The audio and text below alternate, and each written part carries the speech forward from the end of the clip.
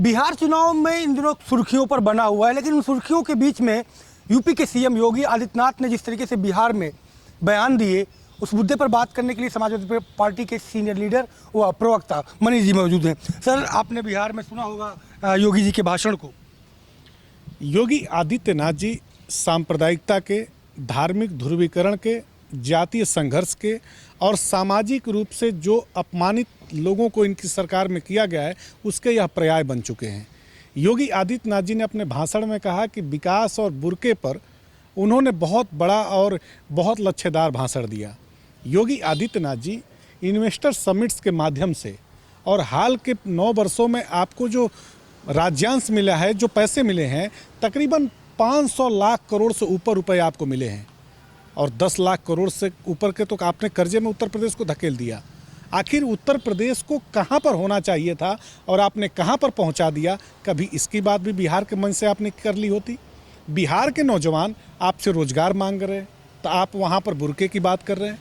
और जब बुर्के की रक्षा की बात आती है, महिलाओं के आबरू और इज्जत की बात आती है, उनके ऊपर जो अत्याचार और जुर्म हो रहा है उसकी रक्षा की जब बात आती है तो आप मुंह फेर लेते हैं, मुंह मोड़ लेते हैं। योगी आदित्यनाथ जी, सियासत में झूठ बोलना एक संत को शोभा नहीं देता है। कहने के लिए आपने संत का चोला ओढ़ा हुआ है, लेकिन उत्तर प्रदेश की जनता इस बात को जानती है कि 25 करोड़ आबादी को आपने कैसे अंधकार में धकेल दिया। बिजली समय से उत्तर प्रदेश में मिल नहीं पा रही है, सड़कें पूरी तरह से टूट करके खंडहर में तब्दील हो चुकी हैं। आज उत्तर प्रदेश की जो हालात है और उत्तर प्रदेश की जो स्थिति है, वह पूरी तरह से जराइम की दुनिया में तब्दील हो चुका है।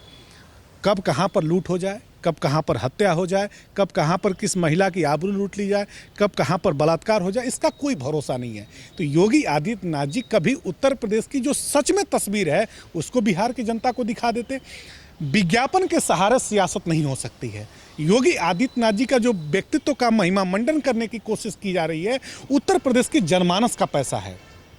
उत्तर प्रदेश के लोगों ने टैक्सेस दिए हैं, टैक्स के पैसे से इनका एक आवरण बनाने की जो इनके शागिर्द हैं वो कोशिश कर रहे हैं। लेकिन योगी आदित्यनाथ जी, विज्ञापन और पोस्टर पे जो आपका चेहरा दिखाया जा रहा है, असलियत में आपका व्यक्तित्व उससे कोसों दूर है। आपके ऊपर 20 से 21 मुकदमे दर्ज थे। आपके ऊपर तमाम ऐसे आरोप हैं जो समाज को बांटने की कोशिश करते हैं, समाज को बांट करके सियासत में सत्ता पाने की कोशिश करते हैं। कभी अपना असली चेहरा बिहार की जनता को दिखा देंगे तो बिहार की जनता आपके भाषण सुनना तो छोड़ दीजिए, आपके चेहरे की तरफ देखना भी पसंद नहीं करेगी। अगला सवाल मेरा मुख्यमंत्री जी के ही डिपार्टमेंट से है, PWD से। अभी लाइव न्यूज एक्स ने एक स्टिंग किया समूह का में, जहाँ पर पूरे प्रदेश के मिसलीनियस खर्चे का बजट पास होता है। साफ तौर पे वीडियो में पैसे लेते हुए देखा गया, लेकिन जांच के नाम पर बचाने का प्रयास किया जा रहा है। इस पर कुछ कहें?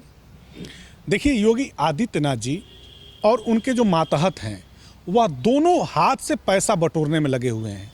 PWD के पास 2,40,000 किलोमीटर से ऊपर सड़क है। 1,82,000 किलोमीटर ऐसी सड़क है जो ग्रामीण अंचल को पूरा करती है।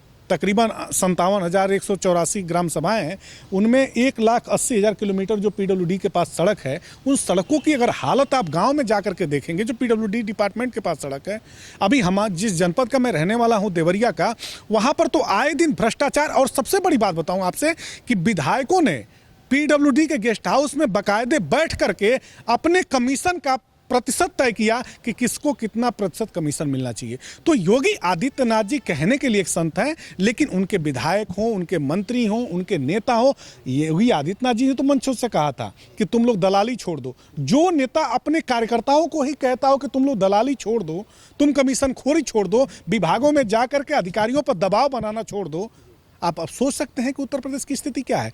और आप कार्रवाई की बात कर रहे हैं। संजय जी, योगी आदित्यनाथ जी के कलम में वह कुवत नहीं है कि वह किसी के ऊपर कार्रवाई कर सकें।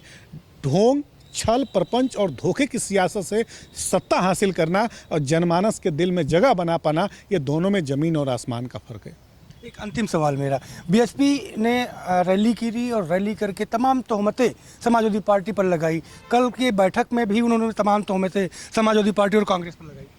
बहुजन समाज पार्टी ने अगर बहुजन हितों का ध्यान रखा होता, बहुजन समाज का अगर ध्यान रखा होता, हाल के 9 वर्षों में और 12 बरस भारतीय जनता पार्टी की केंद्र में सरकार होने जा रही है। जिस तरह से जुर्म ज्यादती की इंतहा हुई है, बहन जी ने एक शब्द भारतीय जनता पार्टी को कोसने में नहीं बोला है।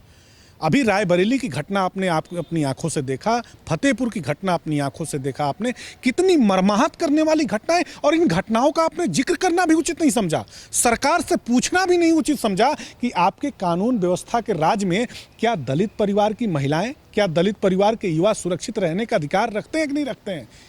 श्री अखिलेश यादव जी के यशस्वी नेतृत्व में समाजवादी पार्टी ने दलित वर्ग का, पिछड़े वर्ग का, अल्पसंख्यक वर्ग का और समाज में जो न्यायप्रिय लोग हैं उनका सबका श्री अखिलेश यादव जी ने एक सुर से लड़ाई लड़ी है, सड़क से लेकर के सदन तक। योगी आदित्यनाथ जी हो चाहे नरेंद्र मोदी जी हो, सबसे हमारे नेता श्री अखिलेश यादव जी ने सवाल पूछा और ये कहा है। और सबसे बड़ी बात बताऊं कि इन लोगों से लड़ते हुए हमारी पार्टी के 28,000 से ऊपर कार्यकर्ताओं, नेताओं के ऊपर गैंगस्टर लगे, गुंडा एक्ट लगे, आपराधिक मुकदमे दर्ज हुए।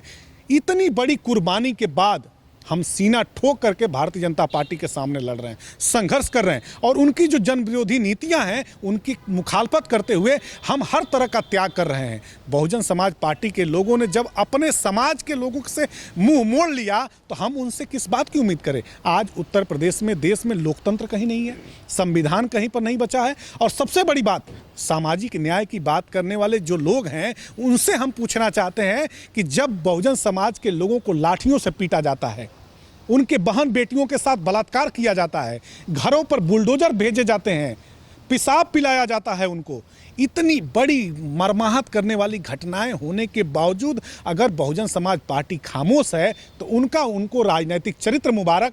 हमने अगर संविधान में, लोकतंत्र में और समाजवादी पार्टी की समाजवादी नीतियों को अपनाया है तो हम अपनी आंखों के सामने अन्याय होते हुए, जुर्म होते हुए, ज्यादती होते हुए नहीं देख सकते हैं। हम लड़ेंगे, संघर्ष करेंगे, उसका परिणाम जो भी हो, लेकिन सरकार से सवाल का नहीं छोड़ेंगे। बहुत शुक्रिया हमसे बात करने के लिए। तो आपने सुना समाजवादी पार्टी के सीनियर लीडर मनीष जी को, जिनका साफ तौर पे कहना है कि जब बहन जी का बीएसपी का जो कैडर वोटर है उसी ने मन मोड़ लिया है और समाजवादी पार्टी की तरफ जाने का मन बना लिया है, क्योंकि समाजवादी पार्टी बहन जी के कैडर वोटर के लिए लड़ाई लड़ रहा है और सरकार से सीना तान के सवाल भी कर रहा है।